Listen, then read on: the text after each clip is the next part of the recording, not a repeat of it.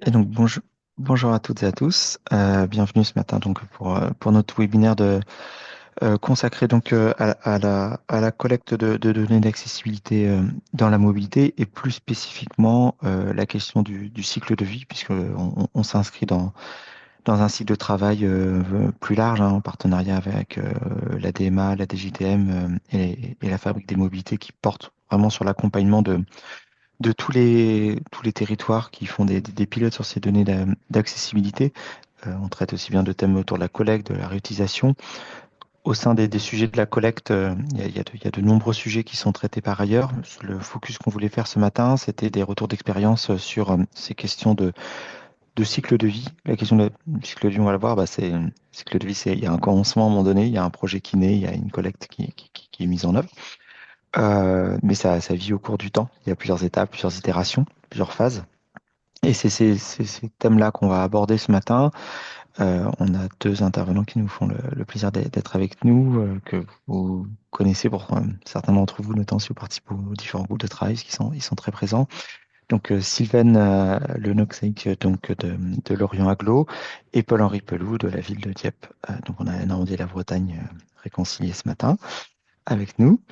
Euh, et je vais en fait leur laisser la parole directement, chacun d'entre eux, voilà, leur laisser une bonne dizaine de minutes, enfin, voilà, comme ils veulent, pour introduire un petit peu le contexte de leur territoire, où ça en est, c'est peut-être des maturités différentes, comment ça fonctionne. Et puis ensuite, on prendra le temps directement avec vos questions. Et puis j'ai aussi un certain nombre de questions en stock, d'aborder des questions voilà, d'approfondissement, de précision, d'introduire cette notion aussi de cycle de vie, de se poser la question non seulement on en est maintenant, mais comment on se projette dans l'avenir quand on a lancé un projet de collecte et qu'on est quelque part en plein milieu. Je ne sais pas si Sylvain ou Paul-Henri qui a une préférence pour démarrer, on ne l'avait pas forcément prédéterminé. Si l'un de vous deux, le premier qui veut prendre le partage d'écran est le bienvenu en tout cas. Et vous aurez de toute façon tous les deux la parole. Honneur aux femmes. Mm. Eh ben, c'est gentil. C'est Bon, parti. bah écoute, vas-y Sylvaine alors, on te laisse prendre le partage d'écran et Ouais. puis et bien sûr tu peux en garder sous le coude pour la suite, bien sûr, mais voilà, on te laisse la parole. Alors, est-ce qu'on voit mon écran? Pas grand-chose là pour le moment. On voit PowerPoint en slide 12, Ouais, mais elle est vide la slide mais, 12. On la voit pas plutôt, mais, mais, on la voit pas. mais si tu passes Attendez. en mode diaporama, ça va certainement fonctionner. Tac. Alors, c'est en train de partir. C'est les aléas de la technique. Ça va te laisser le temps de faire une introduction. Faut Et ben peut-être voilà, te je vais remettre en faire slide 1 pour l'introduction. voir. Et puis au pire, tu pourras prendre mon PDF que je t'ai envoyé parce que, bon, puisque ça veut peut-être pas aujourd'hui. C'est pas grave. Donc du coup, je me présente un petit peu. Donc je suis responsable de la mission SIG territoriale. Et l'accessibilité sur le territoire, ben, c'est vieux, ça vient du centre de rééducation fonctionnelle de Kerpap. Ça fait plus de 50 ans qu'on travaille quelque part et on est sensibilisé à l'accessibilité. Donc Lorient Agglo, c'est 25 communes et c'est 25 communes qui sont dynamiques en matière et ils sont sensibles en fait à cette thématique de l'accessibilité, très certainement liée au centre de rééducation fonctionnelle qui se trouve sur Pleumeur. Donc comme ça place le contexte historique. Et très tôt, en fait, on a mis en place en 2009 une commission intercommunale. Je vous explique ces éléments-là parce que ils sont prépondérants dans le projet. C'est la mise en place de groupes de travail, le lien avec les communes, le lien avec les associations, le lien avec des référents techniques dans les communes. Et en fait, c'est toutes les bases du projet, euh, d'autant plus qu'on n'est pas compétent en termes de voirie. Et donc, chaque commune a aussi sa propre commission. Mais on a construit une grosse commission intercommunale qui regroupe celle des communes chaque année au niveau de l'agglo. Et ça regroupe en gros 66 associations. Alors je pense que je vais pas réussir à partager mon écran, donc je vais arrêter le Je, vais je- portage. je vais te le mettre, pas de souci. Je Ouais. suis en train de le... Alors, j'espère que je partage le bon écran. Parce que moi, j'ai aussi plein d'autres choses qui n'ont rien à Et voir. ça Est-ce m'empêche que, pas de est-ce que vous continuer. voyez le handicap innovation territoire? Oui, ça a l'air de Ouais. fonctionner. Ah, Magnifique. très bien. Oui, c'est Et bon. en fait, là, je voulais vous montrer donc un schéma, page 12. Ah, page 12 pardon. Hop. Ouais. Hop là, tu peux revenir juste en arrière et c'était super. Ah, c'était pas les bons numéros de page, ok. Parce que c'est écrit 17. 5. Non, c'est ça ce que tu veux? Oui, chapitre 5, mais en bas, c'est page 17, à gauche. Tu vois, tu as les numéros de page. Ah oui, excuse-moi, je les voyais pas. Hop, attends, ouais, gérer ça. Tac, 12. Voilà, Chaîne de déplacement. très bien, merci. Et donc voilà, dans ce projet-là, en fait, il a été vu dès le départ de travailler et de mettre les usagers, les habitants et surtout les associations au cœur de la démarche. Et depuis le début, avec un gros travail de co-construction ensemble, de volonté de travailler ensemble et surtout les associations, elles sont partie prenante du projet. Rien n'a été simple au début parce que il fallait pouvoir faire s'entendre les associations, les unes entre elles, parce que les problématiques de certaines personnes ne sont pas les problématiques des autres, et il fallait constamment trouver des compromis. Donc ça, c'est la base des éléments avec un diagnostic qui avait été fait dans le cadre des PAV, qui sont très importants. Et pour expliquer un petit peu, parce qu'on est quand même sur le thème de la donnée, il y en avait un peu partout. Il y avait beaucoup de tableaux Excel, mais il n'y avait rien qui était finalement centralisé, joint, qui permettrait finalement de retrouver aisément et de montrer surtout la visibilité des choses qui sont faites sur les territoires. Et ça, c'est mon rôle dans ce projet-là avec la chargée de mission, c'était de faire en sorte de donner de la visibilité à tout ce travail-là, parce il y avait beaucoup de richesses, de le structurer et donc d'entrée, en fait, j'ai structuré une base de données qui pourrait finalement comprendre les éléments du cadre bâti, les éléments qui sont liés à la mobilité et les éléments qui sont liés à la voirie, avec donc du coup une technicité au niveau du SIG qui a fait que d'entrée, sans qu'il y ait le modèle de données, le standard national, on ait construit, on va dire, une base de données qui était spatiale. Si tu peux aller à l'autre slide, merci. Oui. Alors, je vous montre un petit schéma après. Et là, c'est vraiment le cycle de vie de la donnée. Donc, imaginez une grosse base de données où tout est lié.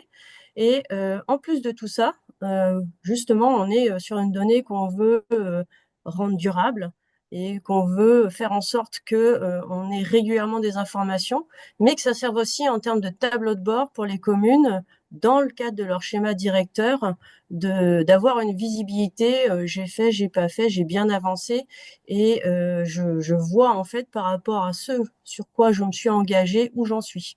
Et donc on avait défini des critères d'accessibilité qui font partie en fonction des populations, et j'entends toutes les populations parce qu'on pensait aux personnes vieillissantes, aux personnes malvoyantes, non-voyantes, voilà, 10 types de populations. Et d'entrée, en fait, on a conservé des notes d'accessibilité dans tous ces travaux-là.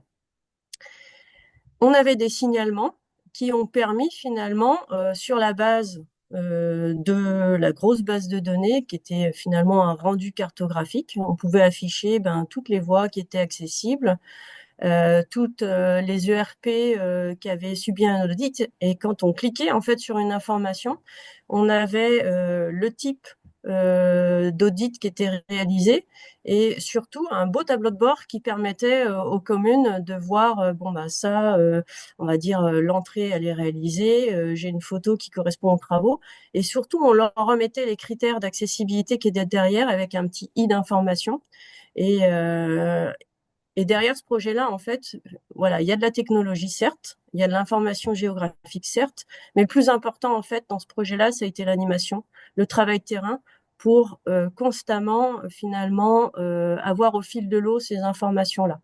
Et ça, on l'a fait pendant plus d'une douzaine d'années et avec quelque chose, un réseau finalement, qui, si on l'anime, si on y met de l'énergie, ça fonctionne très bien et surtout c'est hyper valorisant. Alors aussi bien pour les associations qui voient des choses qui avancent sur le territoire, pour les communes parce que ça met vraiment en valeur leur patrimoine, c'est vraiment de l'aménagement du territoire que de valoriser. Et on pouvait faire en fait sur une dizaine d'années. Euh, Montrer en fait l'évolution de mise en accessibilité du territoire et montrer des tableaux, des chiffres, ça parle pas. Montrer de la carto, franchement, c'est parlant. Et dans le même temps, dès le début du projet, c'est vrai qu'est née cette idée, et vous en avez entendu parler, du calculateur d'itinéraire. ben voilà, on réutilise ces informations dans le cadre du calculateur d'itinéraire. Voilà. Les choses qui ont pu être difficiles en termes de méthodologie, si tu peux passer à la slide suivante, c'est important finalement que je mette en avant en fait les choses positives. C'est bien de partir seul, avoir sa propre base de données, mais moi j'insiste sur le fait que la construction du référentiel au niveau national, le standard, franchement, voilà, l'idée c'était vraiment d'harmoniser quelque chose sur l'ensemble du territoire français. Et nous, petit à petit, on est repassé très rapidement sur le standard national. On a nos propres spécificités, mais on travaille dans le standard national. C'est vraiment étudié pour construire quelque chose de solide et durable à l'échelle de la France et surtout aller plus loin pour ceux qui voudront aller plus loin. Donc oui, là, c'est un retour d'expérience qui date de plus de 12 ans. Ça peut paraître long en se disant j'irai à vrai jamais. Moi, j'ai envie de lancer cette information en disant que peu importe à quel moment vous construisez votre projet de collecte d'accessibilité, parce qu'actuellement, on est aussi dans de la mise à jour de collecte, le plus important, c'est de mettre en avant et structurez-vous pour quelque part faire fructifier toute cette collecte que vous aurez demain. Et je serais tentée de dire que il existe de nombreux outils simples à utiliser pour pouvoir faire perdurer ce cycle de la donnée. En parallèle de ce travail-là, je ne l'ai pas dit, mais j'ai fait exactement la même démarche sur les données topographiques parce que d'entrée, je savais que c'est très important en fait d'avoir ces données topographiques à l'échelle de l'agglo aussi présentes parce que je sais et je savais que ça allait alimenter le projet, notre projet d'accessibilité parce que c'est de l'aménagement du territoire. Voilà. Dans ce projet-là, on valorise en fait tous les process et tous les projets d'aménagement du territoire et qui vont finalement servir à l'accessibilité. Je peux mettre en avant des éléments de limite du projet, si tu peux aller un petit peu plus loin dans les sites, c'est important aussi de mettre en avant ces éléments-là. Donc, c'est encore une C'est le slide numéro d'après. combien? Ouais, Voilà, encore, ça c'est la petite encore. chronologie. Encore, c'est limite. Voilà. Ce qui est important dans un projet comme ça, voilà, ça roule, certes, ça fonctionne très bien. Pour autant, ça c'est les forces du projet. C'est beaucoup d'échanges, des restitutions qui sont organisées, des groupes de travail qui est consolidé et qui se consolide au fil du temps parce que c'est évolutif avec beaucoup d'automatisation. C'est un projet qui est interopérable et qui est reproductible pour les territoires. Ça, c'est important parce qu'on a construit des briques qui sont open source. Et l'organisation aussi, voilà, elle est propre à nous parce qu'on n'a pas la compétence voirie, mais quelque part, elle peut s'adapter sur différents territoires. Une volonté forte de gestion qualitative des données avec des procédures, des contrôles, des flux, mais derrière, il y a de l'automatisation. Tu veux la Euh, slide suivante, peut-être? ouais. Et les limites, elles existent. Voilà. On a une lourdeur administrative parce que on l'a vu et je n'en ai pas parlé tout de suite. On est sur un projet handicap innovation territoire. On doit rendre des comptes, c'est normal, avec beaucoup d'évaluations, des indicateurs, montrer qu'on a bien avancé sur nos opérations. C'est un projet où on est lauréat depuis les années 2020 qui va se terminer dans 8 ans, donc en 2028 pour les dernières opérations.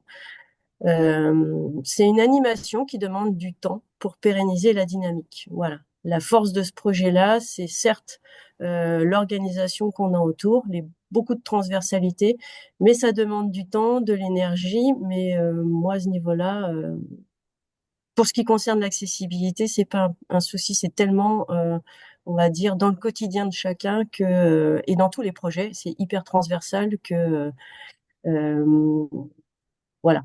Il faut juste avoir ce regard de rester vigilant et c'est un projet qui se dessine à moyen constant.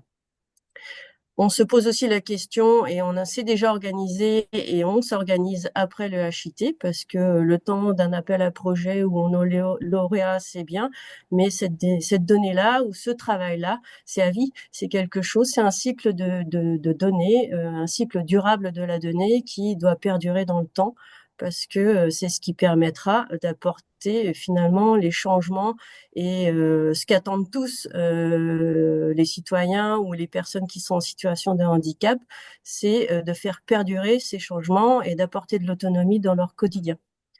Et pour nous, c'est d'avoir une vigilance, de regarder quand vous avez mis en place finalement une structuration de l'information, de veiller à regarder les évolutions qui peuvent exister sur les standards, parce qu'une petite évolution, quand on a toute une chaîne du froid comme on a mis en place, quelque part, ça demande de revenir en arrière. C'est très impactant, ça prend du temps, et on est très vigilant à regarder ces informations-là.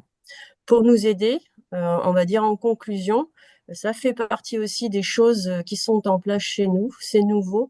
On a mis en place de l'information, de l'intelligence artificielle, où je travaille avec Somewhere, qui a finalement, euh, comment dire ça, enrichi de l'information, de l'intelligence artificielle pour aller rechercher dans des signalements qui sont faits au travers d'une association qu'on utilise dans nos applications. C'est pour vous montrer qu'en fait, on a différents flux qui vont venir alimenter notre démarche et qui viennent alimenter notre calculateur d'itinéraire pour tout ce qui est mobile. Et voilà, c'est des obstacles qui sont liés aux travaux, des incivilités, des choses, des aménagements qui sont potentiellement mal conçus. Et on va aussi s'organiser avec Dialogue pour avoir une dématérialisation des arrêtés de voirie et si possible travailler avec eux pour avoir en fait des éléments de la loi l'homme dans les arrêtés en se disant bah oui, les travaux c'est la route, mais oui, mais les piétons ils font comment? Donc de pouvoir savoir en fait si des choses sont mises en place pour les piétons qu'on va pouvoir passer, pas passer, si c'est dégradé, permettant aussi de proposer des déviations en se disant, ben voilà, notre itinéraire, lui, il ira prendre le trottoir de gauche.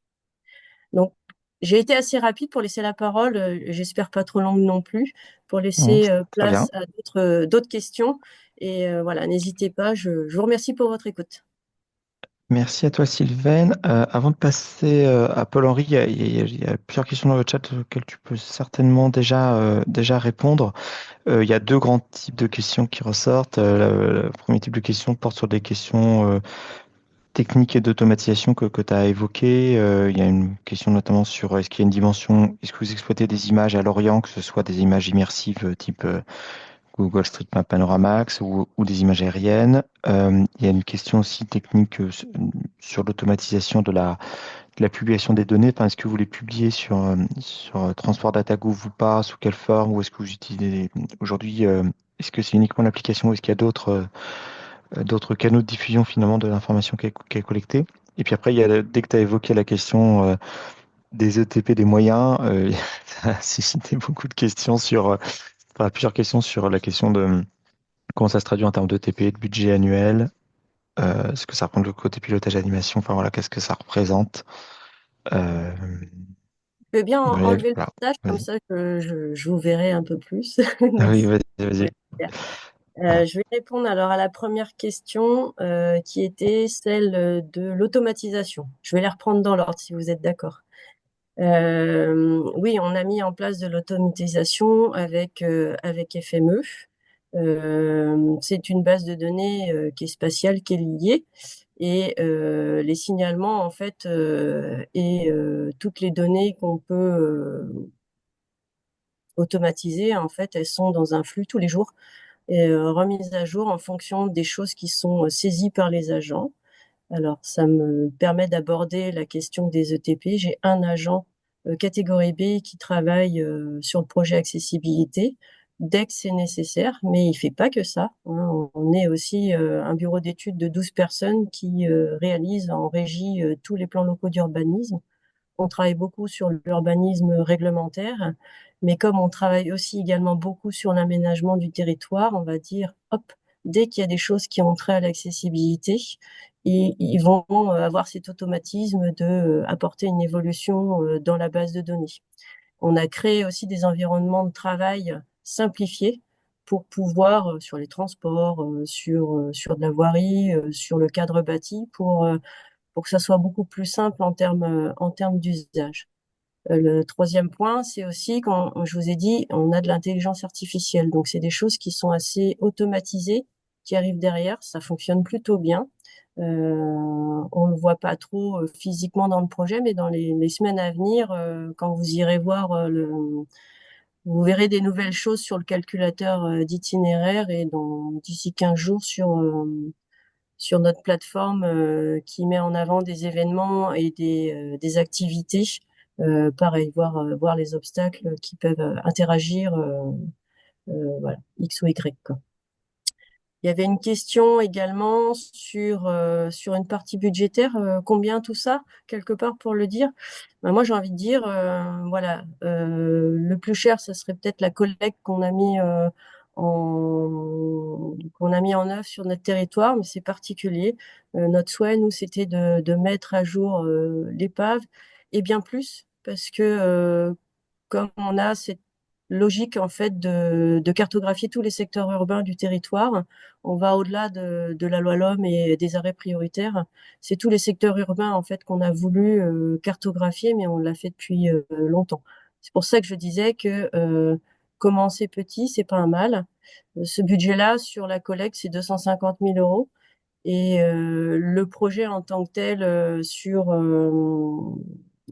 la chaîne de déplacement, je veux dire, c'est peu parce qu'on est sur du 250 000 euros. On travaille qu'avec des outils, on va dire open source et faits en interne, des petits moyens.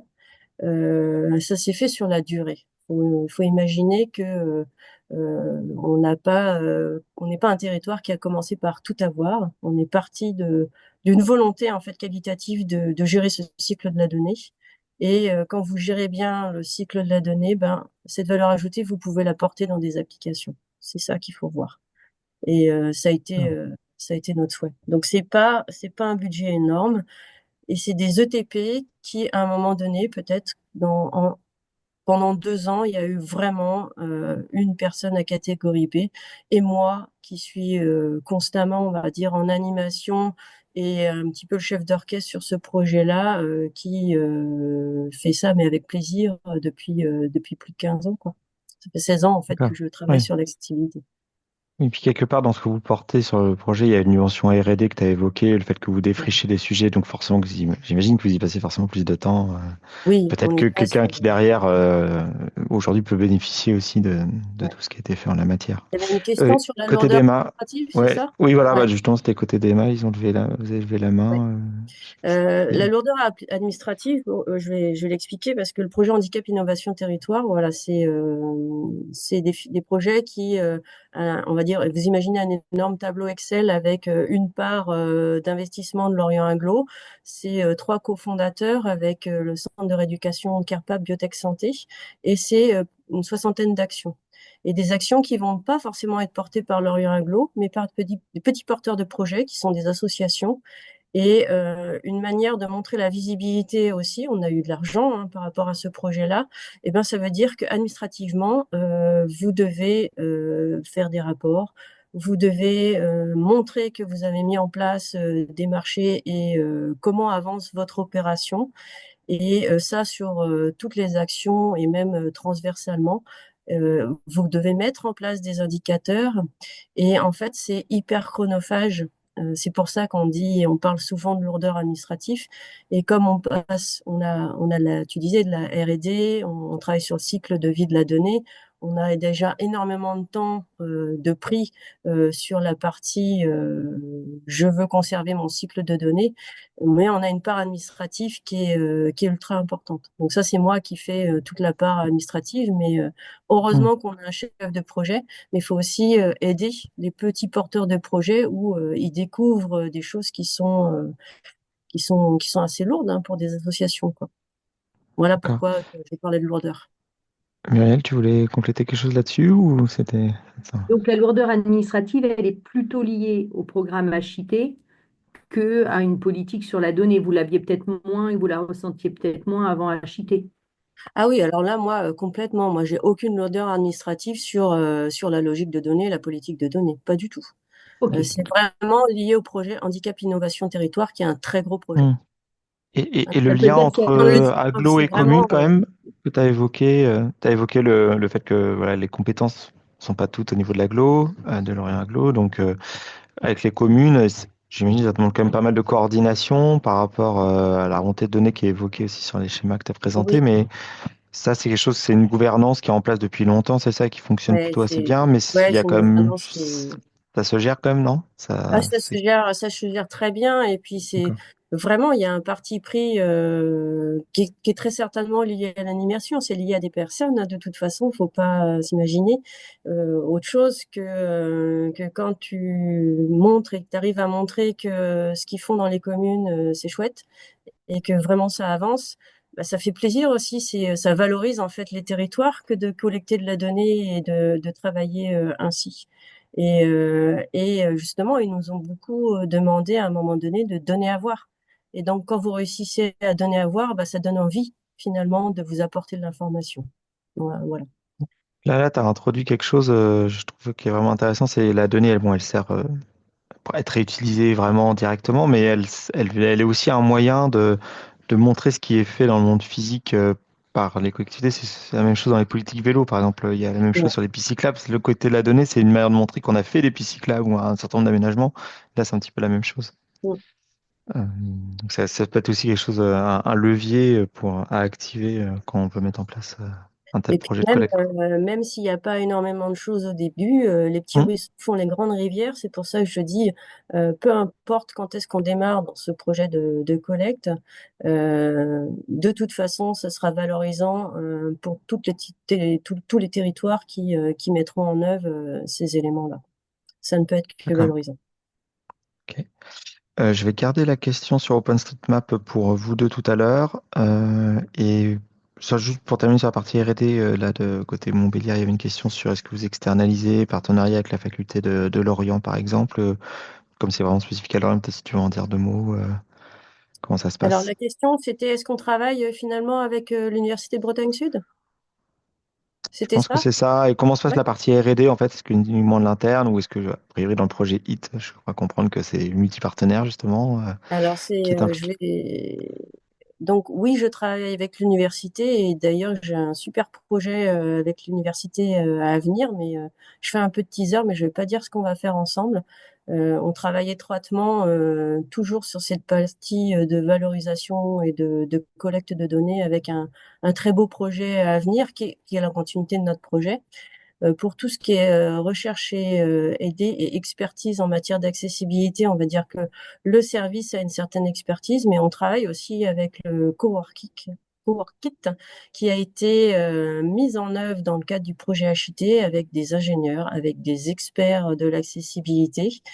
Et c'est vrai qu'ils nous accompagnent en fait sur ces problématiques-là. On fait également appel à des prestataires externes. J'ai parlé de Somewhere pour tout ce qui était information voyageurs et valorisation justement de nos données au fil du temps qui sont en œuvre là-dedans.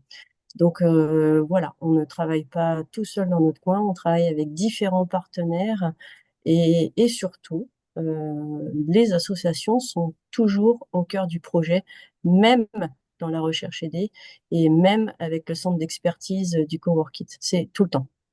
Il faut l'imaginer. L'USG est au cœur des projets, en fait. Merci beaucoup, très clair. Écoute, je vais passer la main à Paul-Henri, et puis ensuite on va revenir avec vous deux, bien sûr, juste derrière, des questions additionnelles. Paul-Henri, à toi le micro. Oui, bonjour. Bienvenue. Ville de Dieppe, on est une ville de bord de mer, donc en Seine-Maritime, une ville de 30 000 habitants. Vous m'entendez bien, ça va?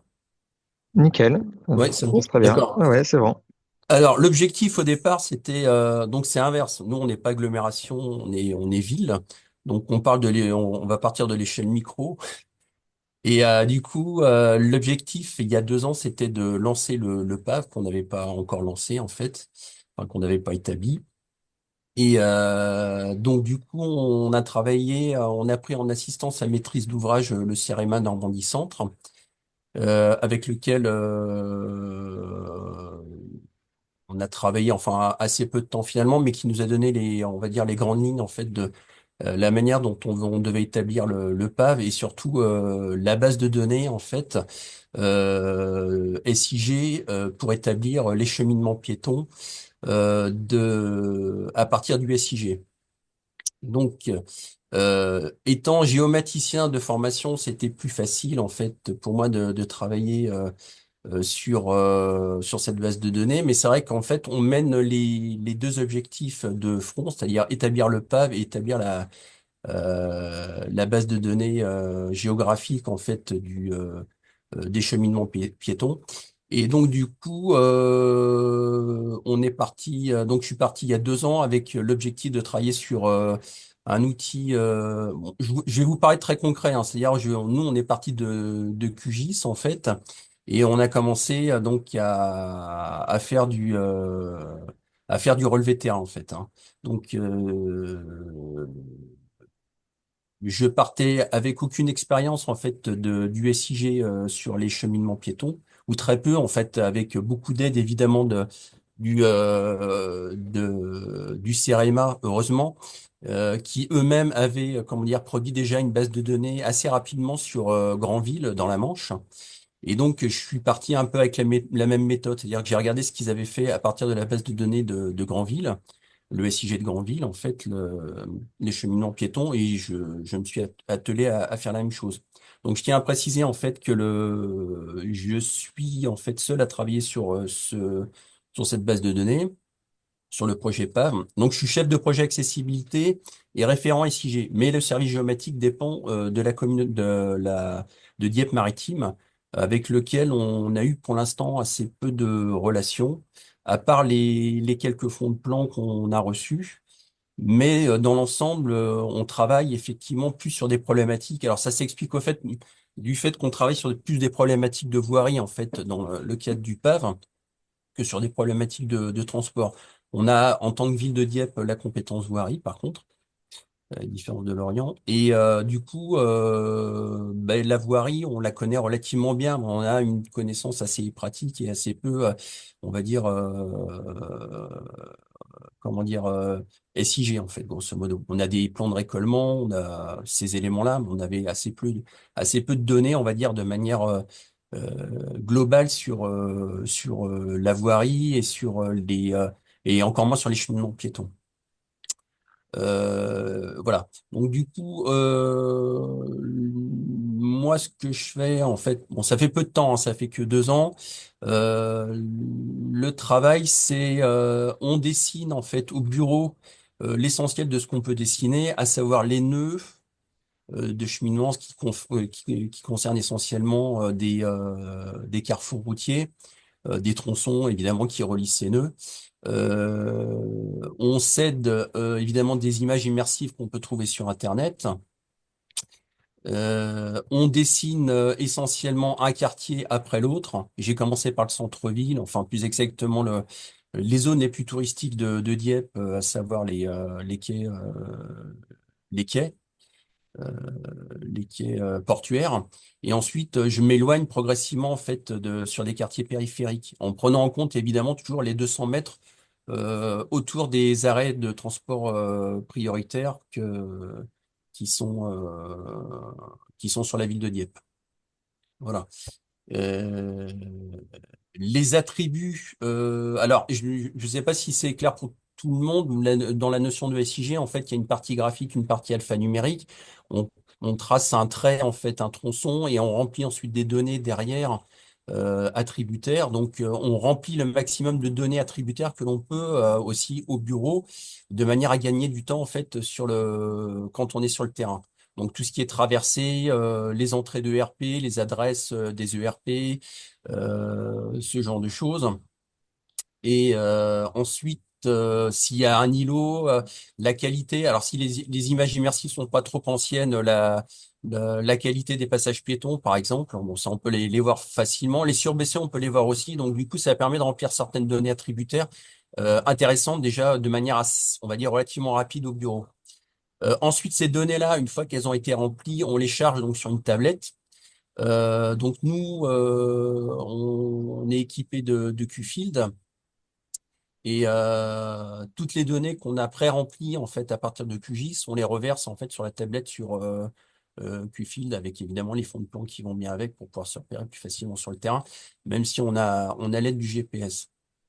Donc la collecte de terrain, il faut s'équiper de son niveau de chantier, de son mètre ruban, voilà.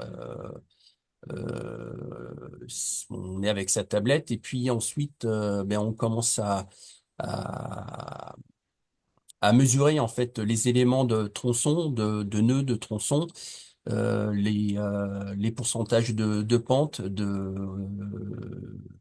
les dévers. Euh, on prend des photos. Alors, je précise quand même qu'on utilise en fait, je l'ai pas cité, mais le standard CNIJ, avec lequel on participe de manière très régulière aux réunions pour voir l'évolution du profil et puis pour apporter son expérience de terrain, au même titre que beaucoup d'acteurs qui sont ici présents aujourd'hui.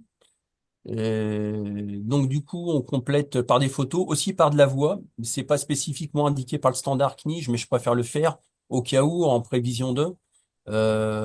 Les photos non plus sont pas normalement ne sont pas obligatoires dans le standard CNIJ, mais je les prends parce que ça finalement ça coûte pas plus cher et puis c'est quand même ça c'est faisable assez facilement. Et puis c'est beaucoup plus parlant une fois qu'on est ensuite à consulter ces données au bureau. Euh, Ça veut dire que tu associes les images dans le modèle de données directement ou oui, ça se passe comment dans le ouais. sur le Ben tronçon, oui, tu as des images, ou sur les objets, tu as des images associées en fait. ouais, tout à fait. Et la voix aussi d'ailleurs, hein. Donc D'accord. j'ai un fichier JPEG et un fichier, alors je sais plus, MP3 ou ça doit être ce genre de format ou équivalent. Et surtout, ce qui prend beaucoup de temps et sur lequel en fait, je vais insister aujourd'hui, c'est les obstacles en fait. Les obstacles, c'est beaucoup de points à prendre en fait sur le terrain. Et là, on ne peut les prendre vraiment que sur le terrain, quoi, quasiment. Les obstacles ne sont pas que des obstacles, c'est des points de repère aussi, parce que dans les futurs calculateurs d'itinéraire, il y aura pas, il y aura notamment pour le handicap sensoriel, le handicap visuel par exemple, il faudra que ces points de repère, ces obstacles potentiels, servent aussi de points de repère. Par exemple, un candélabre, c'est à la fois un obstacle s'il est situé en plein milieu, mais ça peut être aussi un point de repère. C'est comme disait tout à l'heure l'intervenante Sylvaine, Oui. tous les handicaps en fait n'ont pas les mêmes problématiques et des fois peuvent rentrer en concurrence, quoi. Donc, enfin en concurrence entre guillemets, mais ce qui est l'obstacle de l'un n'est pas forcément un obstacle pour le handicap sensoriel, quoi. Donc les messages vocaux, les places PMR. Donc voilà. Alors actuellement, donc au bout de 2 ans, comme je suis pas uniquement que sur le poste en fait en question, que je m'occupe d'accessibilité de manière générale, puisque j'ai travaillé sur les ADAP avant. Je travaille d'ailleurs toujours sur les ADAP. On en est à peu près, donc il y a 21. Alors je peux partager mon écran. Vas-y, vas-y. Ouais. Du coup, je sais pas. Est-ce C'est le bouton qu'on du milieu vert. Et tu vous le choisis voyez ou pas du coup? Non, vous voyez. pas encore, mais il va peut-être arriver. Attends. Il faut t'appuyer sur partager une fois que tu as choisi l'écran.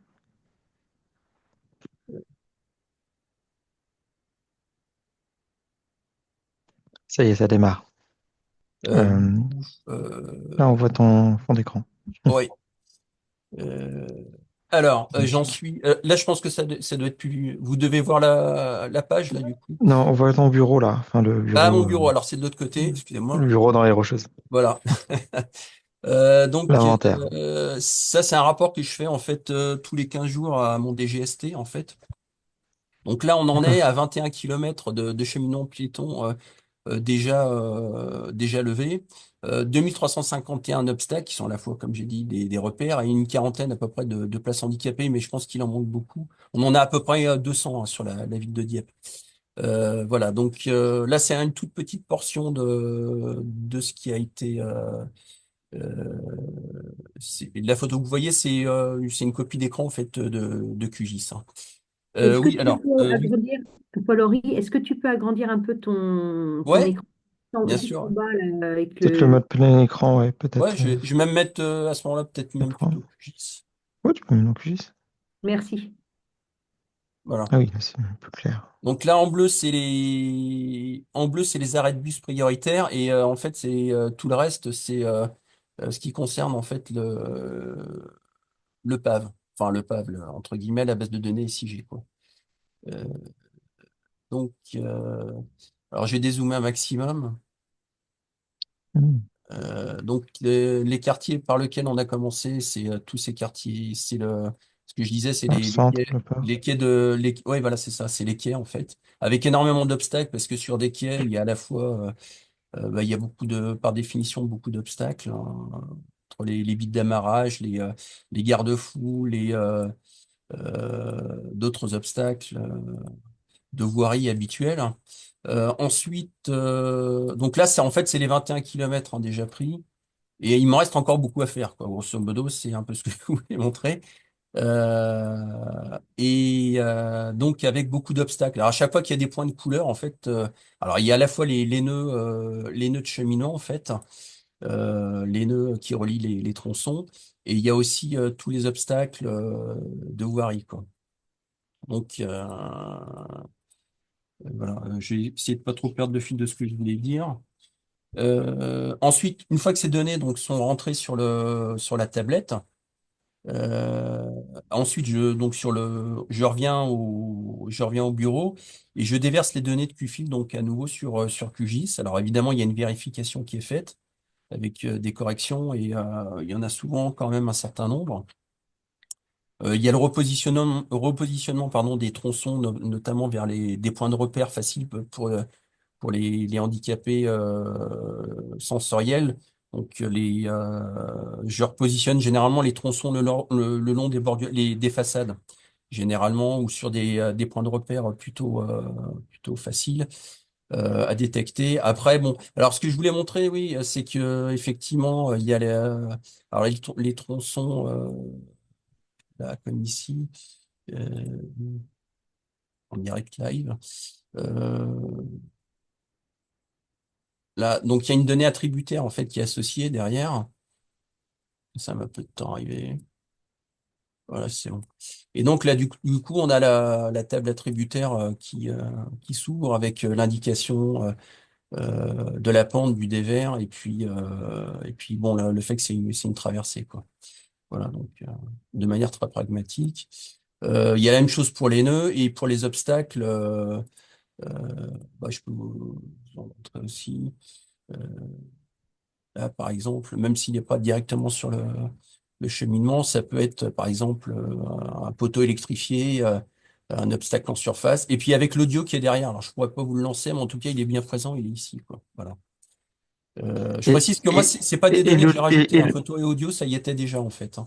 Voilà. et Euh, l'audio dont tu parles, ouais. c'est un audio qui sert à usage interne, toi, c'est un peu des notes vocales, ou c'est un audio que tu as vocation, où tu te dis, tiens, c'est quelque chose qui va être disponible pour quelqu'un qui pourra du coup bénéficier d'une information audio, ou enfin, quel usage est soit envisagé, soit même déjà fait de cet audio? Bah, moi, j'avais pas je me suis dit que ça pouvait servir plus tard pour les calculateurs d'itinéraire, tout simplement, quoi. Voilà. D'accord. Ok. Mais après, non, C'est la nous, après, métadonnée additionnelle en disant, tiens, ça pourrait servir. voilà, c'est ça. D'accord. Même dans la manière dont tu l'enregistres, c'est potentiellement pour que quelqu'un d'autre puisse l'écouter et peut-être en servir. C'est ça l'idée. Ouais, ouais, tout à fait. D'accord. Ouais, nous, en termes de bureau d'études, parce que je travaille beaucoup avec le bureau d'études voirie, en fait, Mhm. ça leur sert évidemment pas à grand-chose, mais d'avoir la photo, par exemple, oui, ça sert beaucoup. Il y a peu de temps, par Mhm. exemple, suite à mon passage justement sur une rue en fait de Dieppe, j'avais été interpellé en fait par des habitants qui faisaient état du mauvais état des trottoirs. Et du coup, bon, j'ai j'ai bien insisté en fait sur cette voirie-là, c'est ici. Hein. Pour vous, ça vous dira pas évidemment grand-chose. Mais du coup, après, j'en ai parlé à mon DGST et on peut voir déjà les effets du PAF, puisque là, du coup, ça fait faire partie du programme voirie 2025. Donc, les trottoirs vont être entièrement rénovés en fait entre ce cimetière-là et puis ce pôle générateur de déplacement où il y a à la fois des arrêts de bus, des commerces, il y a des barres d'immeubles.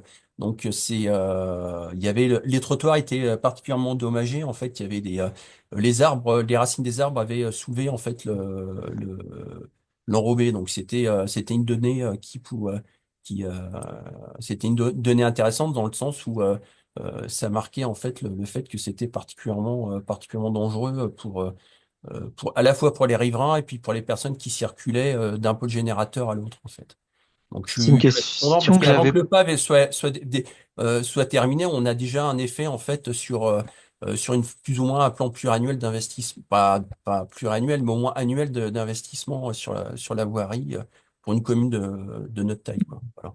C'est une question que j'avais pour toi et pour Sylvaine, un peu générale, dans quelle mesure un projet comme celui-ci, qui consiste quand même à collecter comme beaucoup de données sur le terrain, donc faire beaucoup d'efforts autour de ça, dans quelle mesure ça peut avoir des co-bénéfices au-delà des sujets d'accessibilité que vous, évidemment, vous avez évoqués. Est-ce que ça peut servir parfois à d'autres services ou à produire de l'information plus générale sur justement, là tu évoques un exemple sur l'état de la voirie, est-ce que c'est susceptible et à quelles conditions de servir à d'autres, à des collègues, à d'autres services, ou pour le même service mais pour autre chose? Est-ce que vous avez des exemples de ça? Est-ce que ça nécessite d'être aussi pris en compte dès le début, j'ai envie de dire, pour que ce soit vraiment utile à autre chose? Ou est-ce que enfin, comment vous gérez ça? C'est une question pour tous les deux, hein, vraiment. Mais si Laurie, tu veux démarrer, vu que tu étais dessus. Toi, tu as déjà cité un exemple, mais Moi, simplement, c'était pour un inventaire du mobilier urbain, par exemple. Hum, Alors, les très grandes collectivités, eux, parlent tout de suite du PCRS, évidemment, du hum, plan de corps de ouais, rue simplifié, mais nous, on n'en est pas là du tout. oui, d'accord. Mais c'est vrai qu'effectivement, ça peut être un élément d'un plan de corps de rue assez D'une utile, manière en de fait, l'initier quelque part. ouais, pour les espaces publics, quoi. Enfin, pour la direction des espaces publics, quoi. Voilà. Et vous, à partir du moment où c'est présent du coup dans le SIG de la commune, c'est quelque chose qui va être accessible, utilisable au moins par les autres services à minima, Alors le a but priori effectivement c'est exploitant. de le reverser à Dieppe Maritime qui est qui a le service Oui, géomatique, qui a la compétence ouais, géomatique et que ça soit ouais, visible sur Arcopol quoi. Arcopol étant d'accord, l'application web de l'agglo. voilà. Et ça, c'est pas encore fait, mais on va dire que c'est plutôt envisagé, prévu dans la suite du cycle de vie de Bah, cette donnée. C'est un peu oui, ça. oui complètement ouais, ouais. Oui, il faut que ça se fasse. D'accord, d'accord. Et toi, de ton côté, Sylvaine, peut-être t'as aussi peut-être plus de recul sur des choses, la manière de faire, et est-ce qu'il y a des... Ben oui, parce que ce que je disais un petit peu dans mon intervention, en fait, l'accessibilité, on la voit au travers de l'aménagement du territoire. Et pour Hum, des communes, Paul, il prenait en exemple les candélabres. Tu vois, pour le service qui va gérer l'éclairage public et dont les communes sont compétents, ben ça leur permet d'avoir la plupart de leur mobilier urbain. alors qu'aujourd'hui, elle D'être l'avait pas en fait. Enfin, elle l'avait pas et sous qu'ils forme l'avaient SIG. pas forcément sous forme SIG. Ces projets-là participent complètement à l'aménagement du territoire, ce qui permet une réflexion finalement globale, de se dire ben, l'accessibilité finalement c'est un élément, on voudrait que ça devienne un élément naturel de prise en compte. Et quand ils ont un diag aussi complet de voirie et de tout ce qu'il y a aux alentours, pour les architectes, ça leur permet finalement de concevoir des projets qui vont être beaucoup plus adaptés. Et voilà, c'est vraiment une grosse banque de données. Et en plus, on est autorité publique locale compétente en matière de plan corps de rue simplifié. Et donc, c'est vrai que nous, on entretient un référentiel très grande échelle. J'ai un géomètre, en fait, dans mon service au sein de la collectivité. Et en fait, on mène en parallèle ces projets-là depuis plus de 10 ans, en fait, avec cette volonté de petit à petit de montrer ce qui est fait sur le territoire. C'est pareil, c'est intercommunal ce projet-là, il est partagé et on sait que c'est les vases communicants, ça sert à l'aménagement, ça sert Vous à essayez de les combiner. l'accessibilité. Ouais, c'est combiné en D'accord. fait. Et Donc c'est ça qui est intéressant. l'accessibilité, là, vient nourrir le PCRS ou le projet de PCRS. Et pour les travaux d'accessibilité, des données du PCRS peuvent aussi venir alimenter la phase de collecte ou vous arrivez à Exactement. vous en servir? Ouais, ouais. Et ça donne des éléments de patrimoine pour les communes dans leur gestion de patrimoine, de mobilier urbain, d'état de conservation du mobilier urbain, mais plein de choses D'accord. en fait. Ouais. Ouais, top. Paul-Henri, on te repasse la parole. Je pense si tu veux Oui, en poursuivre, fait, non, ouais, continuer, alors si tu as là, encore des éléments. Puis si on a plein de ouais, questions, je pense, enfin, qui là, arrivent. c'était, bah, là, j'ai quasiment tout dit, Te dire de un petit peu où tu en l'expérience. es peut-être dans le projet, où ça en est en termes de couverture, Alors, en termes de géographique, couverture, on les va dire prochaines étapes, un petit peu. on en est à peu près à la moitié, mais bon, comme j'expliquais, La en moitié fait, du centre-ville ou enfin du ah non, la cœur de moitié quand ville, même du non, non, la moitié. Alors, la ça moitié des dépend. arrêts prioritaires. Alors, C'est au ça. niveau des arrêts, là, attendez, bah, du coup, je repasse à peu près, on s'en rendra mieux compte peut-être.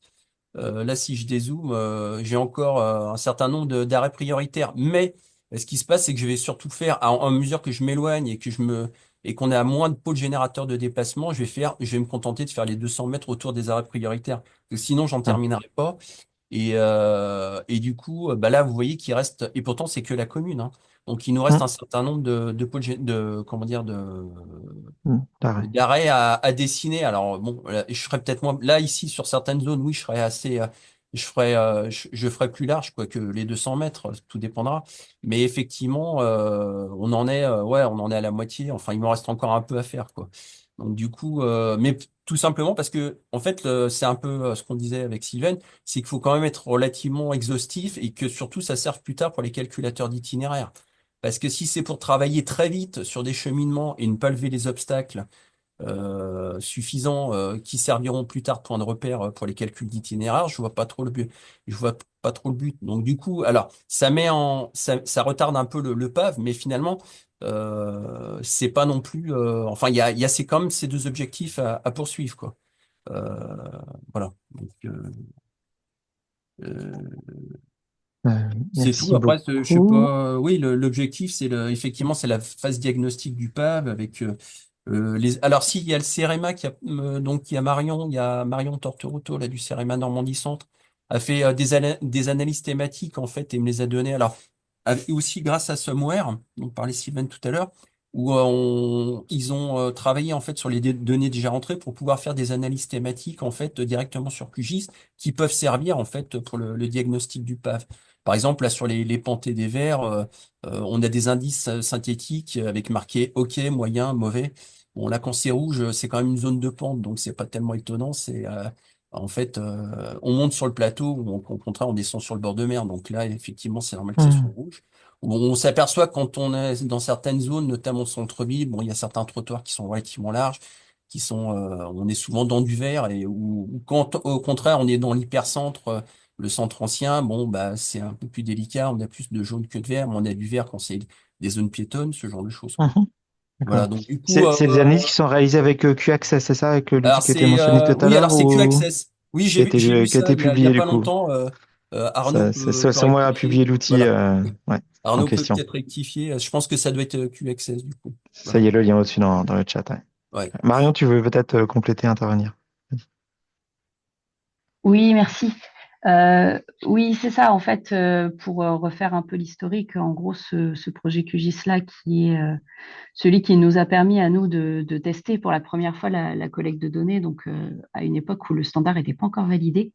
On l'avait fait pour la commune de Granville et du coup, dans le cadre d'une mission avec eux. Et du coup, on avait réalisé en fait toutes ces analyses thématiques-là qui sont reprises ici pour servir justement le PAF de Granville.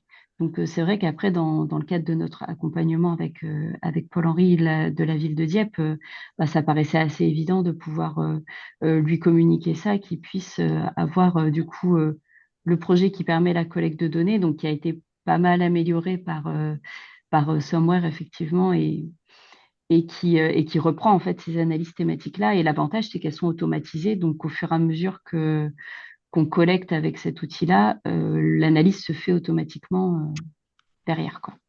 Donc, quand on a des données de collecte dans QGIS, qui ont été réalisées dans QGIS, mais qui sont conformes CNIJ, cet outil permet de faire des analyses qui sont présentées ici, notamment. C'est ça, si je C'est reformule. ça. D'accord. C'est top. Parfait. Paul-Henri, tu voulais compléter ou il y a, de toute façon, il y a des C'était questions, par hein, rapport donc aux questions, ouais, bah, quels outils? Pour nous, c'était ouais, vas-y. les outils que j'ai cités tout à l'heure, en fait, plus la réglementation à bien connaître, mais bon, c'est un peu le cœur du métier du chef de projet accessibilité. Moi, je travaille beaucoup avec la mission handicap, les associations, bah, c'est celles qu'on trouve au niveau des commissions communales d'accessibilité ou intercommunales, l'OPAD, l'UNAFAM, la Croix-Rouge, la PU, l'APF, aussi la CCI. Puis tous les adjoints de la ville en charge soit du handicap, soit des affaires sociales, du logement, de la vie associative, de la sécurité, de l'accessibilité. Voilà.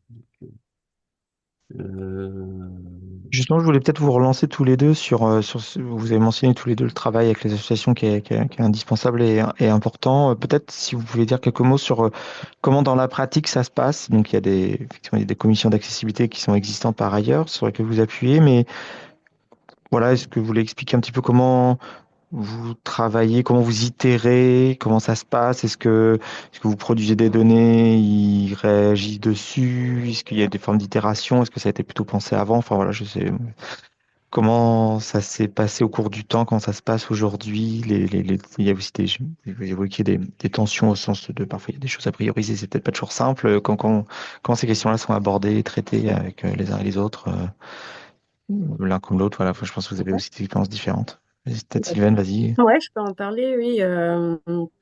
J'insiste sur le fait que ça soit de la co-construction. Donc nous, on a une soixantaine d'associations qu'on réunit au travers de groupes de travail. On a 4 groupes de travail sur l'information, la communication, sur transport, espace public, sur le cadre bâti et voilà tout ce qui a trait finalement à l'accessibilité et à l'aménagement. Et il participe aussi aux commissions intercommunales. Et moi, j'ai aussi un groupe d'usagers qui peut être externe et certains font partie de la commission intercommunale qui travaille avec moi. Je vais dire tout handicap confondu. Et comment ça se passe? Eh on travaille avec une boucle magnétique aussi parce qu'il y a des personnes qui sont malentendantes et c'est vrai que c'est un lien, enfin, il y a une animation et finalement un lien social et une co-construction qui fait qu'ils savent s'écouter. C'est pas été toujours simple au début parce qu'ils avaient plutôt tendance à mettre en avant en fait leurs difficultés à eux et puis quand on travaille tous autour de la table, finalement, eh ben ça permet de, bah oui, d'entendre leurs difficultés, mais entendre celles des autres. Et puis, nous, on a un petit peu ce rôle d'animateur. Alors souvent, des fois, on n'en fait jamais assez, mais de se dire, bah voilà, le compromis, tous autour de la table, ça serait lequel? Et j'ai travaillé séparément avec eux et en groupe. Voilà comment on fonctionne, quoi.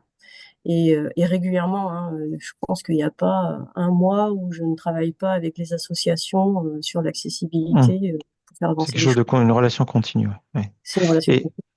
Et, et toi, Paul-Henri, je pense que aussi le contexte est différent à Dieppe parce que enfin, vous n'êtes pas un territoire pilote, on va dire, autant que Lorient, mais vous travaillez quand même du coup avec des ça- associations locales. Comment ça se passe? ouais, mais ça fait quand même. C'est Alors du peut-être. coup, ça fait quand même assez longtemps que je travaille sur l'accessibilité, malgré tout. Ça Oui, fait quand même une dizaine tu as déjà d'années. une Enfin, relation. depuis D'accord. en fait le lancement des ADAP, hein, puisque D'accord. Donc tu as déjà cette relation établie. ah oui, oui, ça fait très longtemps. Moi, j'ai beaucoup travaillé sur les ERP au départ, Hmm. puisqu'on en D'accord. avait une centaine à traiter dans le cadre de l'ADAP Patrimoine Ville de Dieppe. Du coup, j'ai comment dire quelqu'un d'équivalent en fait au niveau. Alors, c'est la mission handicap, égalité des chances et lutte contre les discriminations, qui s'occupe elle spécifiquement en fait de la relation avec les associations handicapées, mais pas que en fait les associations de manière générale sur ces thématiques-là de discrimination. Donc, chaque année, il y a un bilan annuel en fait de la commission communale pour le handicap, parce qu'il y a aussi les commissions communales d'accessibilité qui sont deux choses différentes auxquelles je participe aussi, mais pour l'instruction des permis de construire, par exemple. Donc il y a un bilan annuel et en fait c'est là qu'on fait l'état des lieux en fait des espaces publics et des bâtiments essentiellement sur la partie technique. Voilà. Donc il y a ce bilan annuel et on travaille avec elle sur le terrain. On se réunit de temps en temps pour aller directement sur le terrain, quoi, dans un quartier quand il y a une hésitation euh, pour savoir où il faut passer. Donc il y a généralement une personne qui représente le handicap sensoriel, l'autre physique, pour savoir où il faut passer parce que il y a des choses qu'on voit pas nous en tant que valides, quoi. Euh, et c'est assez riche d'enseignement D'accord. parce que du coup, voilà, on a ce Bien. retour terrain en allant sur le terrain avec eux, quoi. Voilà. On a plusieurs questions aussi qui sont revenues sur le lien avec les communautés OSM, donc de cartographie ou des outils d'images ouvertes comme Panoramax qui ont aussi des liens avec OSM. Est-ce que vous pouvez expliquer comment soit vous êtes utilisateur de ces outils, dans quelle mesure ils aident au projet de collecte, ou en tout cas est-ce que ils vous servent ou pas, et dans quelle mesure le projet de collecte peut être un contributeur de ces outils. Tu as évoqué, toi, Paul-Henri, que bah, il y avait tu produisais des images. Est-ce que c'est des images qui sont susceptibles de se retrouver dans Panoramax, ou tu envisages un jour peut-être de le faire, parce que c'est aussi une tâche en tant que telle? Est-ce est-ce qu'il y a des ponts qui sont créés? Est-ce qu'il y a des liens avec des communautés locales? C'est quoi les avantages, les inconvénients, ou les difficultés, les atouts? Enfin voilà, c'est un peu ces Ouais. choses-là. Ouais. Nous, on a fait l'acquisition de la caméra immersive il y a très peu de temps. C'était juste avant Noël. En clôturant les budgets, en fait, C'était au cadeau de Noël. j'ai pu mettre un pied dans la porte et puis faire une acquisition d'une caméra D'accord. immersive. Mais pour l'instant, honnêtement, j'ai pas eu le temps de l'utiliser normalement, ça devrait venir compléter en fait cette donnée, quoi. Voilà.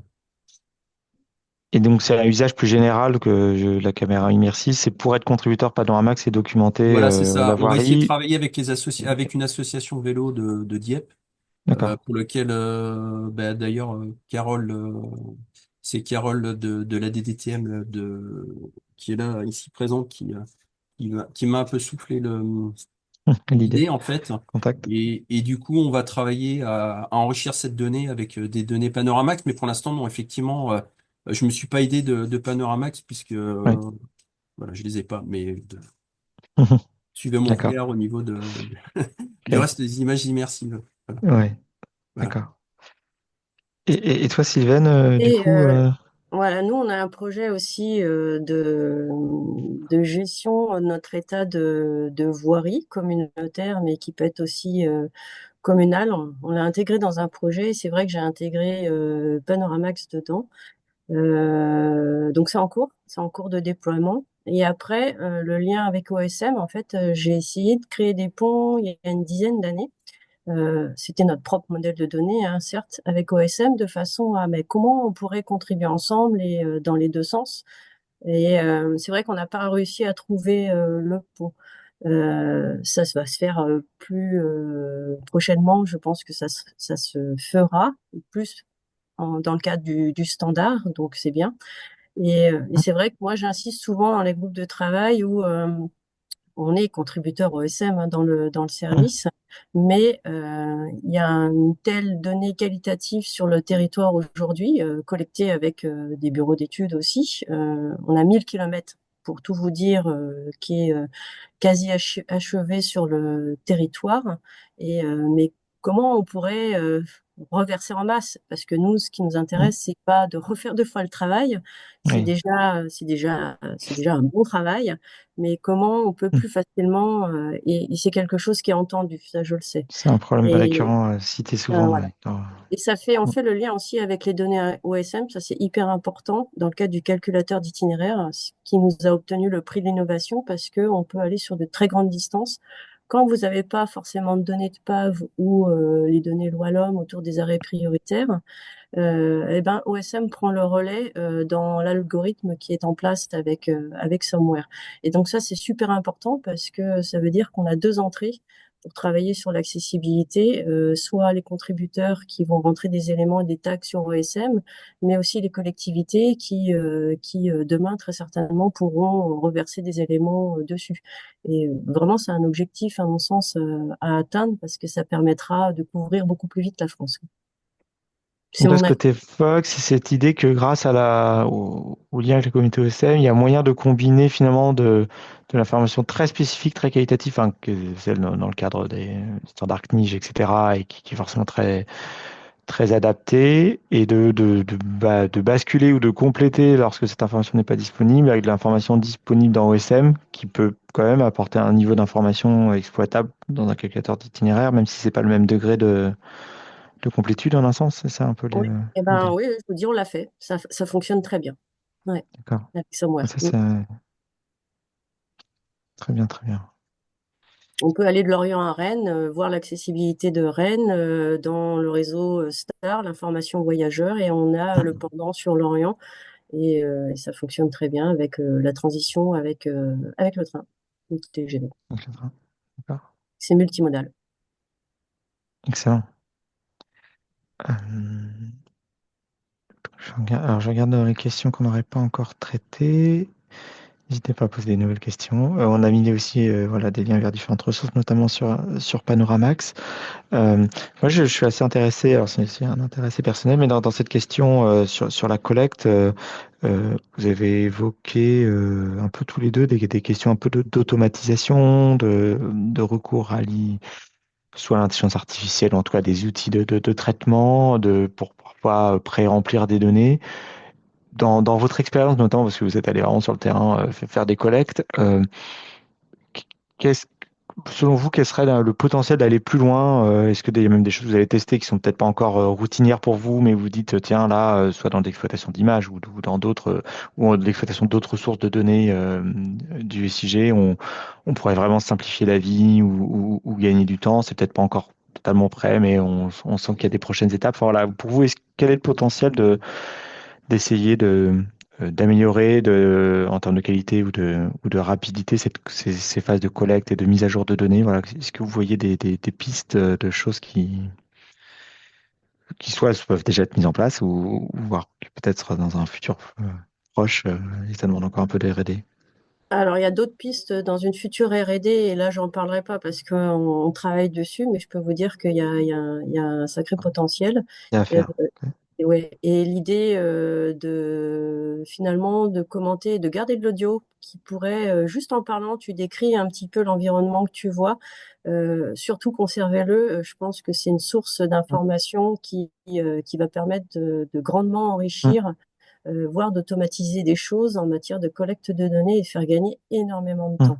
Et mm. nous, on étudie tous les champs commentaires où ça peut paraître anodin, mais dans les Il y a moyen de les caractéristiques que traiter. les gens Mm. peuvent décrire, on sait la traiter et c'est riche et ça fonctionne Ouais. plutôt bien.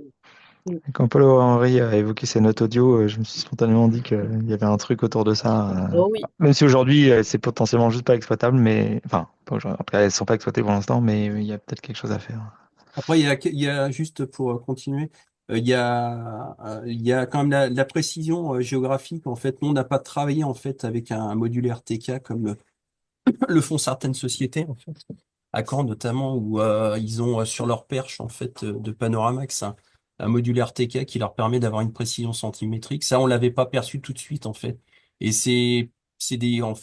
en plus de ça, c'est des matériels qui sont pas chers du tout, enfin qui sont devenus très abordables. Entre il y a 20 ans, ce qu'on pouvait faire en termes de SIG, enfin on va dire de manière plus large, topo, maintenant, quand on voit ce que font par exemple les agriculteurs avec des modules RTK, bon, c'est tout simplement impressionnant et je pense qu'on peut gagner en termes de précision parce que les calculateurs d'itinéraire, il faudra quand même qu'ils aient une précision pour décrire l'objet qui va être potentiellement rencontré ou qui va faire obstacle. Et on peut pas se contenter du 10 mètres, quoi. Disons, il faudra vraiment que ça soit à 1 mètre ou deux près, quoi, un maximum, quoi. Voilà. Tout à fait. Euh, J'avais aussi des questions que je voulais aborder avec vous sur finalement les prochaines étapes. La suite, tu as évoqué, Sylvain, que c'était une méthode agile permanente. Une, une autre manière de l'exprimer, c'est que c'est un peu incisif permanent. C'est-à-dire il faut tout le temps recommencer ou remettre, voilà, reprendre l'ouvrage. Comment ça se passe et comment ça se passe à la fois d'un point de vue organisationnel, d'un point de vue ressources. Vous avez évoqué la question des ressources, mais une fois qu'on a couvert même un territoire donné, comment on travaille la qualité dans le temps de cette donnée, il y a de la mise à jour, il y a des travaux, il y a des améliorations, peut-être que la voirie va être améliorée là où ça a été signalé, ce genre de choses. Du coup, si la voirie est améliorée demain, est-ce qu'il faut, qui va mettre à jour cette donnée sur le fait que tel obstacle ont pu changer ou la qualité de la voirie a pu changer? Qui est chargé de ça? Comment vous avez essayé de l'organiser? Comment vous l'appréhendez? C'est quoi l'expérience en la matière? Et ben là, dans les suites à venir, comme on a quasiment fini l'audit du territoire, on va organiser en fait des groupes de restitution auprès des communes. Je rappelle qu'on a toujours des référents dans les communes chargés de l'accessibilité qui travaillent en lien avec nous. Une manière de leur faire un retour sur avec des rapports d'étonnement, ce qui est bien, ce qui est pas bien. Ils vont avoir finalement une cartographie globale de leur territoire. Et moi derrière, je mets en place en fait des ateliers pour les former, soit à des outils beaucoup plus simples avec Q-Access ou Accès Libre Mobilité, ou avec Visilo qu'on a mis en œuvre, des choses qui seront mais vraiment ultra simples où on n'est pas géomaticien, où ils vont pouvoir apporter cette information-là. Je cache pas que cette animation, on l'avait déjà, mais elle a été mise à mal avec le Covid. Et Hmm. c'est vrai que quand vous avez une Voilà, démarche d'animation comme ça, et que la vie économique un petit peu s'arrête, ben, on va dire que on a profité de ce temps compliqué plutôt pour structurer et puis automatiser un maximum de choses et préparer le demain. Et là, en fait, on va vraiment être dans le demain en insistant que bah, toutes les informations qu'ils apportent, c'est du plus pour la commune. Et on travaille aussi avec une communauté, on forme des ambassadeurs. Finalement, le groupe de travail qui est avec moi, parce que les associations aussi, elles sont partie prenante du projet, donc on les fait travailler aussi avec les applications. On n'a pas parlé d'accès libre, mais nous, notre projet, il est complètement lié aussi à Accès Libre et Accès Libre Mobilité, de façon à ce que ça soit concomitant un petit peu, et c'est pas dans tous les sens, ça apporte de toute façon des éléments sur le territoire. Donc un gros travail de sensibilisation, formation, atelier, aussi bien avec les usagers qu'avec les communes, et une restitution qui permettra aussi de préparer le mandat de demain. On parlait de planification et d'investissement pluriannuel. C'est pour ça aussi Hmm. qu'on fait ce travail-là. C'est pour préparer le demain, quoi. Oui, et encore effectivement cette question des mandats et donc des cycles d'investissement qui est importante à prendre en compte. Euh, Paul-Henri, peut-être tu veux compléter sur ce sujet-là, puis après on pourra faire un petit tour de table, notamment pour ceux qui n'ont pas eu forcément eu l'occasion de poser encore leurs questions ou leurs réactions sur ce webinaire pour donner la parole un petit peu à tout Non, le mais monde. l'objectif pour moi, c'est de terminer le pas en fait pour cette année en fait, d'aller le plus souvent sur le terrain. Alors la période hivernale, ce qu'on n'a pas dit tout à l'heure, mais ce qui est important quand même pour ceux qui vont aller sur le terrain, parce qu'il y en a forcément, c'est la mise à jour de la donnée en fait. Effectivement, moi je vais essayer de travailler le plus possible avec la direction des espaces publics, notamment Sylvain a parlé des arrêtés de voirie tout à l'heure. C'est vrai que tout ce qui est, c'est très important de travailler avec eux parce que ça permet en fait d'avoir les alertes en fait concernant les travaux de voirie tout simplement. Euh, Travailler aussi avec la personne qui s'occupe des DT, des ICT, euh, pour avoir effectivement les travaux sur voirie et pour pouvoir retourner rapidement, en fait, avoir cette alerte et pouvoir euh, mettre à jour les données en fait pour que la donnée soit la plus fraîche possible, quoi. Parce que voilà. Euh, ouais, non, c'est tout. Très Voilà. bien, très clair. Je vous propose là de faire un petit tour de table. Alors évidemment, rien n'est obligatoire, mais voilà, on est une petite vingtaine ce matin. Si certains d'entre vous veulent soit poser une question additionnelle ou peut-être aussi réagir sur ce que ce webinaire, c'est ce que ça a répondu à certaines de vos questions, ou est-ce qu'il y a encore des choses en suspens qui ont peut-être pas été abordées ce matin, mais à aborder plus tard. Ça peut être bien que chacun, enfin tous ceux qui le souhaitent en tout cas, prennent la parole maintenant. Euh, Est-ce qu'il y a quelqu'un qui veut éventuellement commencer avec des réactions ou questions complémentaires? Peut-être arrêter le partage d'écran aussi. Pas plus Euh, simple. ah oui, pour que tout le monde voit bien. Pendant si tu vas arrêter le partage d'écran avec le budget détaillé qu'on aura l'occasion d'ailleurs de repartager comme contribution.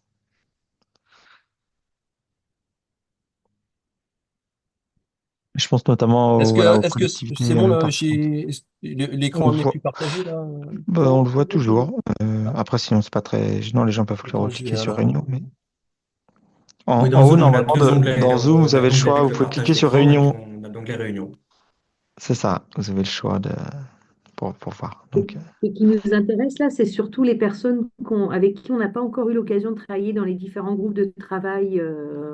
on a beaucoup de nouveaux venus, donc n'hésitez pas à vous présenter. Voilà, il y a beaucoup de nouveaux venus et nous, ça nous intéresse de savoir un peu qui vous êtes.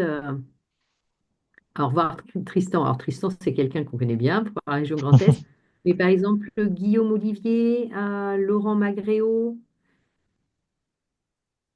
si vous pouvez prendre la parole et nous déjà vous présenter, qu'on sache un peu qui vous êtes et puis si ça vous a apporté, si ça a répondu à vos besoins. Benjamin Pellerin. Allez-y. Guillaume Olivier, merci de me laisser la parole. Effectivement, donc je suis moi je suis consultant en mobilité. J'étais chez TTK avant et je m'oriente la semaine prochaine vers Kizio. Donc je m'intéresse assez fortement aux questions du cycle de vie des données. Voilà, donc c'était intéressant pour moi de suivre ce webinaire aujourd'hui pour pouvoir avoir un état des lieux des différents programmes. Donc ça a répondu à mes questions. Je vous remercie pour la qualité de cette présentation. Singyo. Benjamin Pellerin? Bonjour, donc Benjamin Perrin. En fait, je reprends un petit peu le sujet parce que Monsieur Gonsard de Tour Métropole en fait s'en va.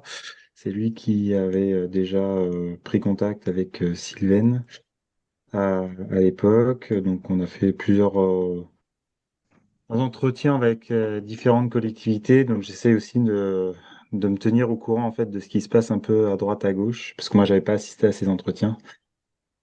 Peut-être pour potentiellement reprendre le sujet. Donc voilà.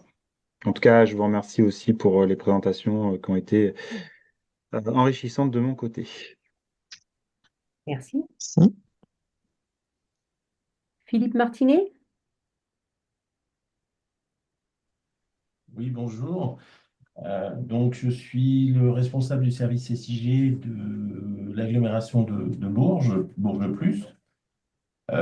C'est très, très intéressant pour moi parce que ça me permet d'évaluer là où on en est et ce qui reste à faire. Et je ne vous cache pas que il reste beaucoup à faire pour notre agglomération. Et ce que j'ai bien apprécié, c'est l'organisation qu'il y a derrière tout ça. Parce que moi je suis plutôt à côté SIG et je vois qu'il y a quand même derrière, en amont, à organiser, je vais dire, toute je vais dire, une schématique de la donnée sur le sujet. Voilà. Merci à vous. Claire, merci beaucoup.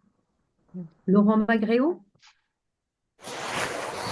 Oui, bonjour. J'étais à l'agglo de Lons-le-Saunier. J'avais participé à l'expérimentation Accès Libre Mobilité. Je n'avais pas fait le lien, Euh, excusez-moi.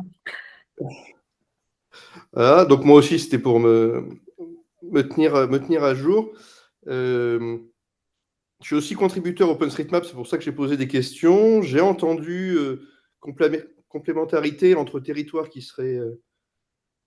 qui auraient des données très détaillées et, euh, et à côté, on utiliserait OpenStreetMap pour compléter sur d'autres territoires. Je suis pas sûr qu'il faille vraiment créer un système à deux vitesses. D'accord. Excusez-moi, je ne vous avais pas remis sur le Sony. Ok. Bah, je crois qu'après les autres participants, on se connaît plus. C'est pour ceux qui étaient nouveaux là, qui viennent de se présenter, est-ce que vous avez besoin de savoir un peu qui sont les autres participants autour de la table? Quelles sont les autres personnes ressources présentes?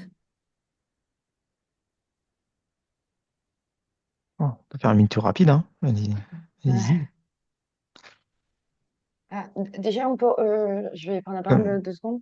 Donc, moi, Vas-y, je suis vas-y. Julie Braca de la Fabrique des Mobilités. Donc, je co-anime avec Ghislain tout un cycle de travail qui nous a été demandé par Muriel de la délégation ministérielle à l'accessibilité et à la DJTM.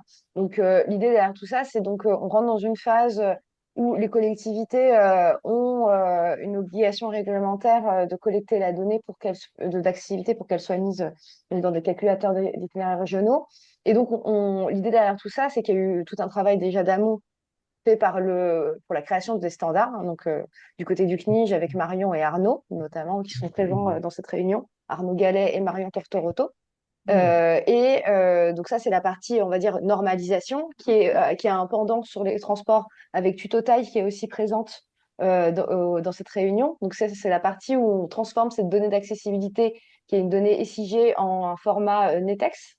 Donc il y a deux phases en fait de ce cycle de la donnée. Donc on a parlé que de la collecte aujourd'hui. Il y a toute une partie qui se passe après la collecte et qui est plutôt avec les AOM au niveau la- l'intégration de cette donnée. Donc nous on est là avec Ghislain notamment et la Fabrique des Mobilités pour essayer d'accompagner ce travail qui est en train d'être fait par les collectivités qui sont plus ou moins avancées. Donc, on a pu voir le témoignage de Sylvaine, qui est dans la donnée d'accessibilité depuis très longtemps, qui a participé de manière active au travail du CNIJ pour créer ce standard de données d'accessibilité.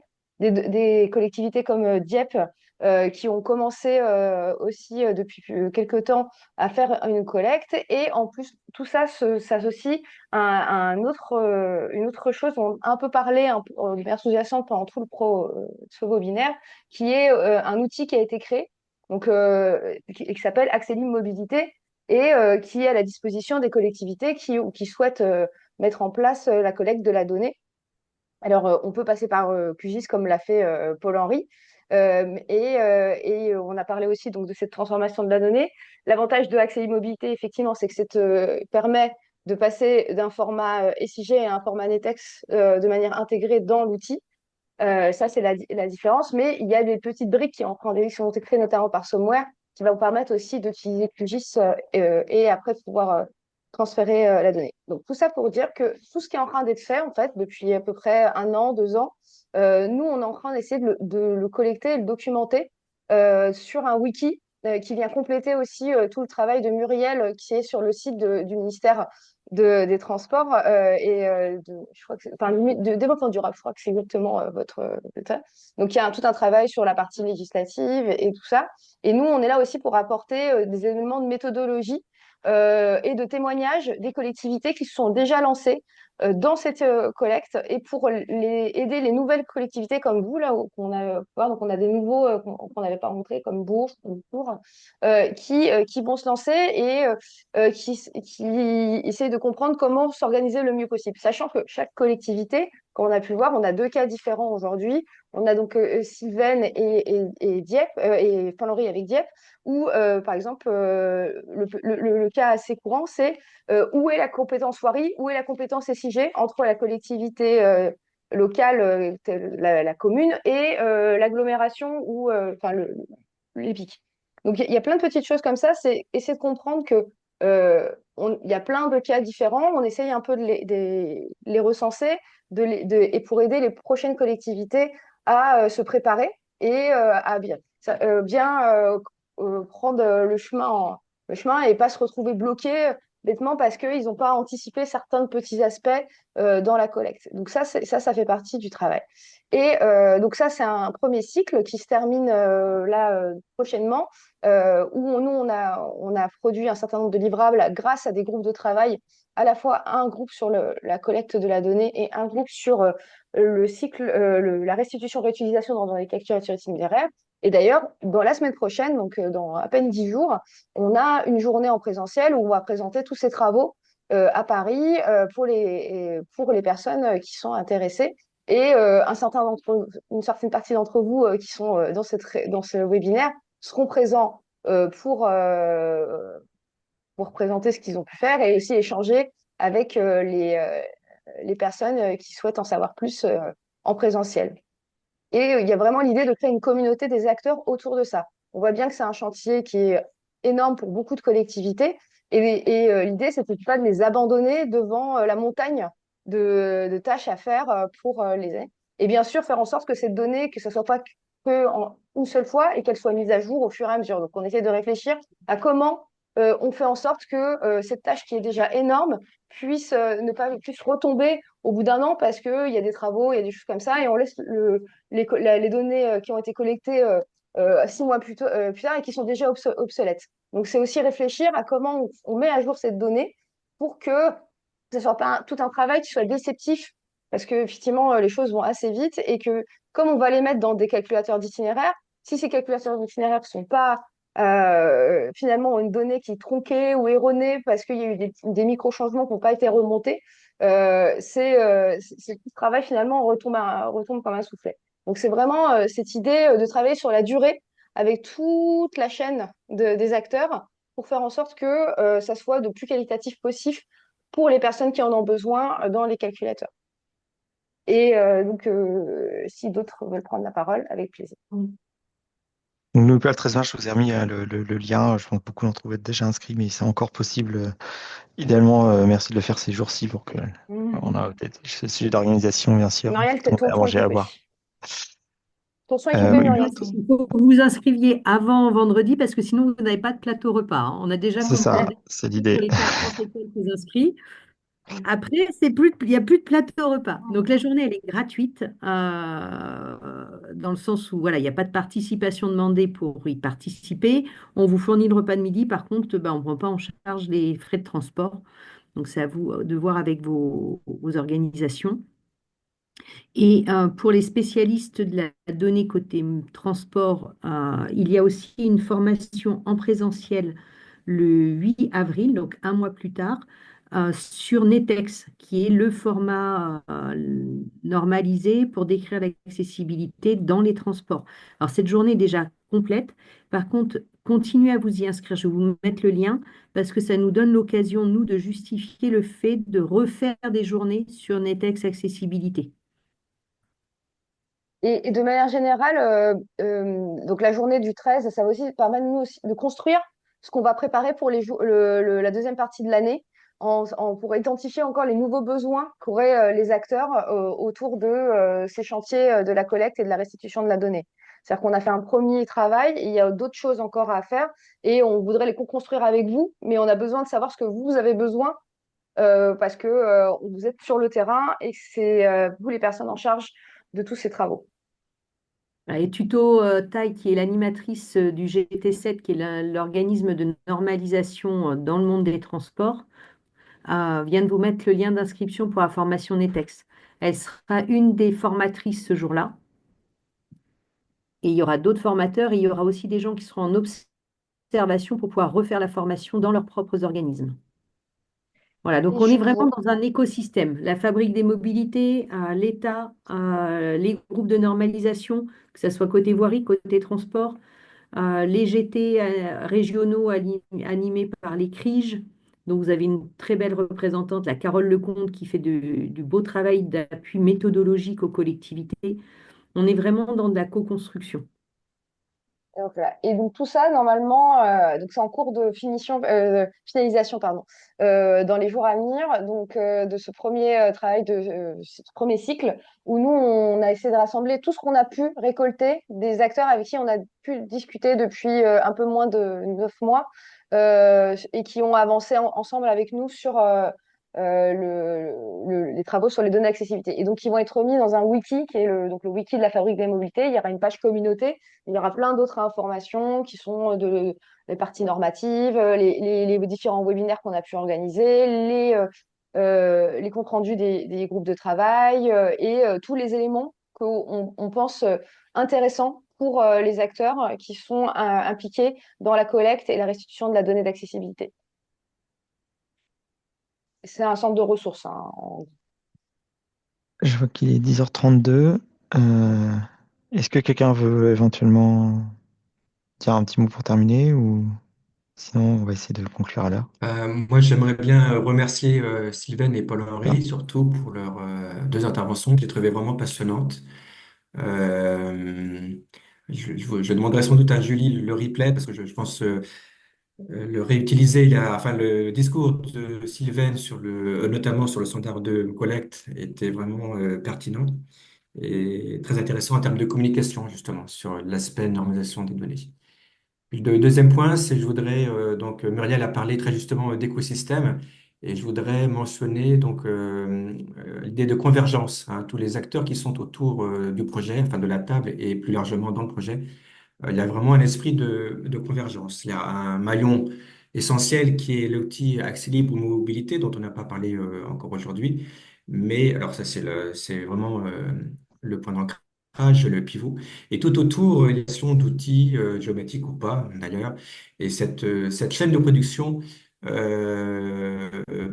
tend à se constituer de façon tout à fait convergente et cohérente. Et ça mérite d'être souligné, avec notamment l'apparition, alors là, sur le plan géométrique, du projet Q-Access que j'ai mis dans le chat. Enfin, j'ai mis les références, qui est un élément aussi très important qui va permettre de faire le lien entre n'importe quel SIG et l'outil central Accès Libre Mobilité. Voilà, je voulais souligner ces deux points et remercier tous les intervenants. Je vous remets le lien vers la playlist des webinaires qui ont pu être déjà réalisés ou qui sont liés, donc, notamment un qui était avec toi Arnaud et tuto sur les deux standards CNIJ accessibilité et le format NETEX, qui est un webinaire très pédagogique, hein, pour essayer de comprendre les deux standards et les liens entre eux et comment ils ont été co-construits, ce qui est très important.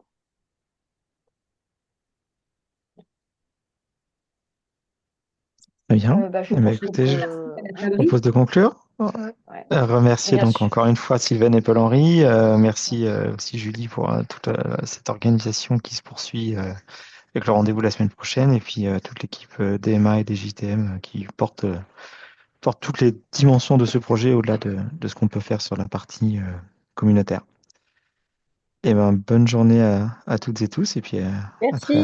à très bientôt Merci. et à très vite. Merci, bonne Au revoir. journée. Merci, au revoir. Merci, Au revoir. bonne journée.